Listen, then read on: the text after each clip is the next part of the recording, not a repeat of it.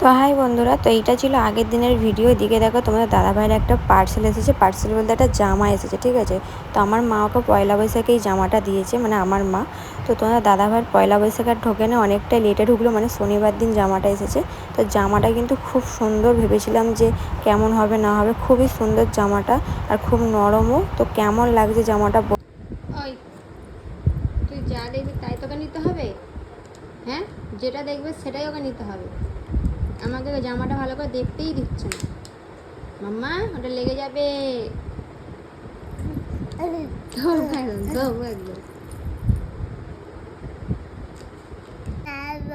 তো বন্ধুরা, এই মেয়েটাকে দেখো, দুপুরবেলা শোয়নি, কিচ্ছু না, ঘুমাচ্ছিলাম, ও ঘুমাচ্ছিল, কিন্তু এখন বাজে কটায় না, 2:45, 2:30টার সময় উঠে পড়েছে, 2টোর সময় শুয়ে। কোনো মানে হয়? নিজে তো ঘুমোই না, আমাকেও ঘুমোতে দেয়নি। ওই, তুই ঘুমোবি না? তার আর 4:30 5টা বাজলে তখন আবার ঘুমিয়ে পড়বি। এখন একদম ঘুম ওর চোখে কমে গেছে। এইভাবে খেলছে, ওইগুলো সব নিয়ে এসে ঘেটে করে এখন এখানে বসে বসে ওই করছে। মাম্মা, তুই ঘুমোবি না তো?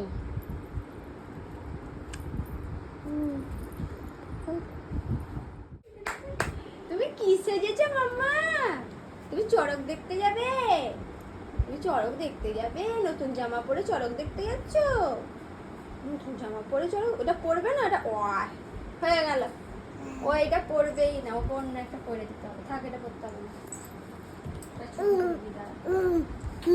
ভালো লাগছে না মা? আসলে এটা ঝুলছে তো, ওই জন্য এইগুলো এইগুলো অতটা কিছু মনে হয় না।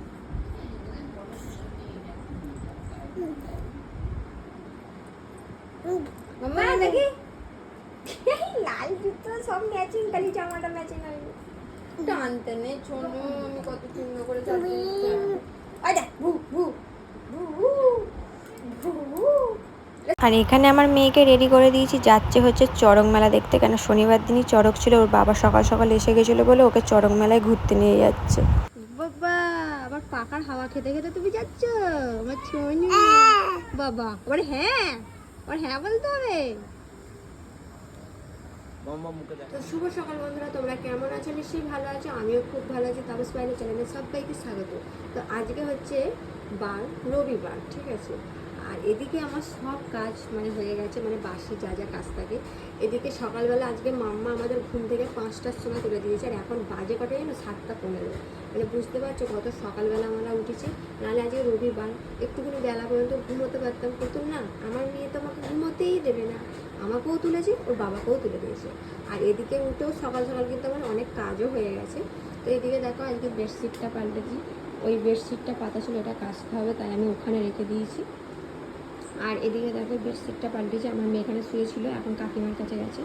তো দেখতে পাচ্ছ, আর ওর ওয়ারগুলো কাচতে দিয়েছি, মানে কাজগুলো খুলেছি আর কি, আমার শাশুড়িকে দিয়েছি কাচার জন্য। তো এদিকে দেখতে পাচ্ছি আমার বিছানা সব গুছোলো, কিন্তু এই যে বিছানাটা গুছোলো দেখতে পাচ্ছ, এটা কিছুক্ষণ পর পুরো ঘেটে যাবে, কেন আমার মেয়ে এসে সব ঘাটাবে, ঠিক আছে। ও তো আর এক জায়গায় বসে না, চারদিকটা ঘোরে, এই হচ্ছে ব্যাপার।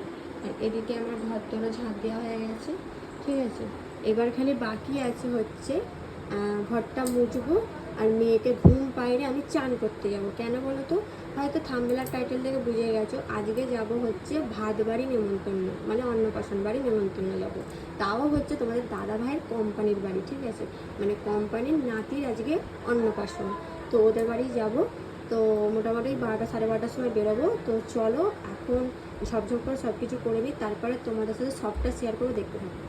আর এদিকে আমার মেয়ে ঘুমিয়ে পড়েছে, এখন ওর বাবাকে বসে আমি যাবো চান করতে। তো দেখো, এদিকে আমার চান করে সব কাজ করে নিয়েছি, জামা প্যান্ট কেচে সুপুর দেওয়া সমস্ত কিছু হয়ে গেছে, কিন্তু এখনও মাম্মা ঘুমোচ্ছে।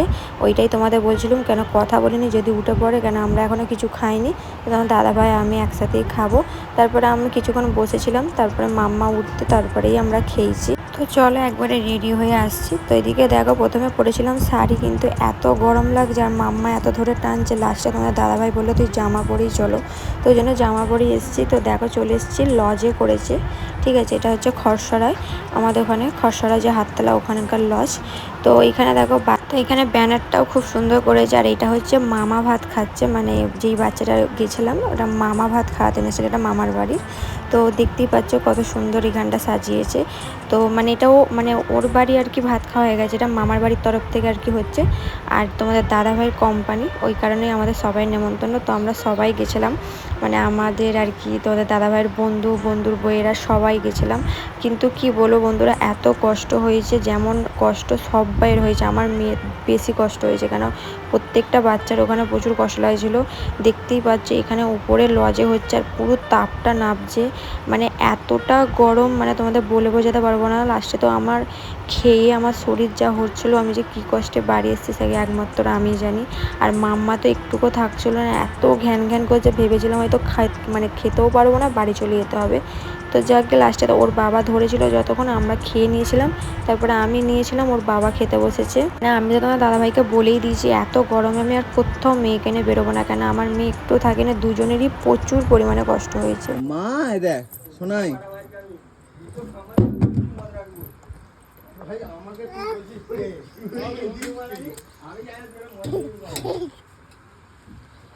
মামা ফেলিস না, ফোন খারাপ হয়ে যায়, ফেলিস না, থাক থাক থাক মামা।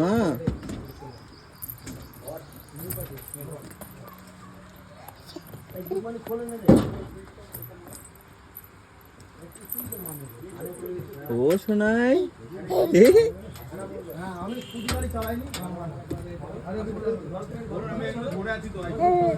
এই মামা। তো দেখতেই পেলে ওখানে ওকে নিয়ে যখন খেলছিল তোমার দাদাভাই টোটোতে, তখন আমি বসে খাচ্ছিলাম। তারপরে অনেকক্ষণই ছিল, এই দেখো এখন আমরা মানে হয়েই এসেছি, এবার আমরা উঠবো। তোমার দাদাভাই ভিডিওটা করছিলো।